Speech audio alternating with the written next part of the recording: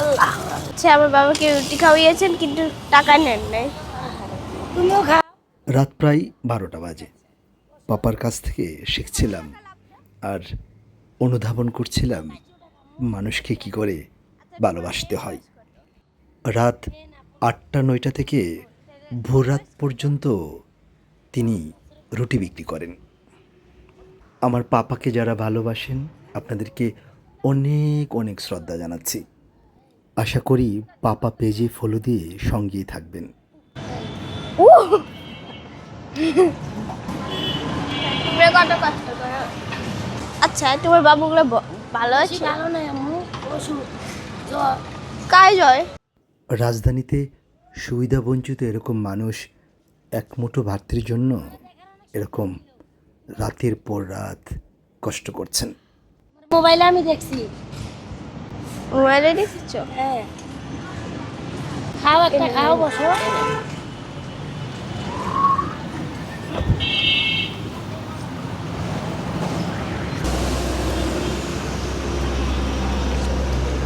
Uncle আসো। আসো আসো আসো।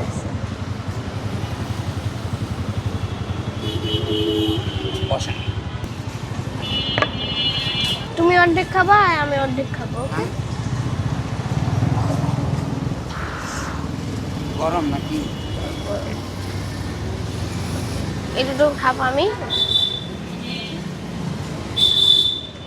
তাও একটু ট্রাই করবো। হ্যাঁ, ছেড়ে গরম। পাপা রাজধানীর বিকারুন্নিসা স্কুল অ্যান্ড কলেজে 2য় শ্রেণীতে পড়াশোনা করছে। যেদিন ভর্তি হতে স্কুলে গিয়েছিলেন পাপা, সেদিনই অনেকগুলো কাকের সঙ্গে তার বন্ধুত্ব হয়ে যায়। বিকারুন্নিসা স্কুল অ্যান্ড কলেজে বেশ বড় বড় গাছপালা রয়েছে। সেখানে অসংখ্য কাক সহ বিভিন্ন পাখি রয়েছে।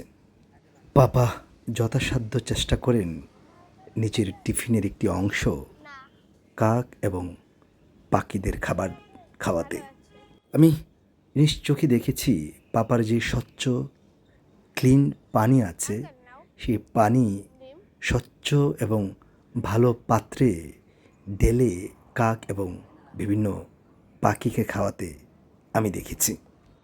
পাপা আমার সঙ্গে গল্প করে আর বলে কাকের যে বাসা গাছপালায় রয়েছে সেগুলো ঝড় বৃষ্টিতে এলে পড়ে যাবে কিনা কিংবা ডিমগুলো নষ্ট হয়ে যাবে কিনা। পাপাকে বোঝাতে সক্ষম হয়েছি মহান সৃষ্টিকর্তা ওই ডিমগুলোকে রক্ষা করেন। খাও। তুমি একটা ডিম খাবা? না,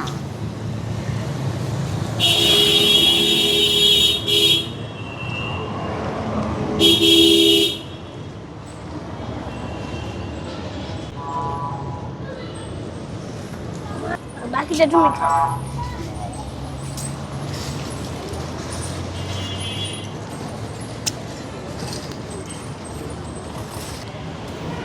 আন্টি ধন্যবাদ, লেচুগুলা ভালো মতন খেও, ঠিক আছে? আচ্ছা,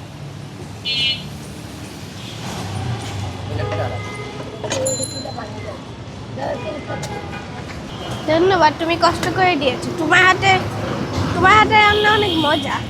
আবার আসি। ঠিক আছে। তোমাকে বললাম আর একটা খাও। না খাবো না, আমার পেট আবার আসি। হ্যাঁ, হ্যাঁ হাত ধুবো।